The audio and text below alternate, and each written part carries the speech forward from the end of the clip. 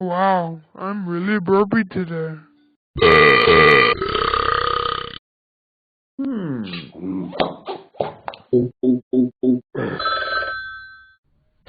Bang.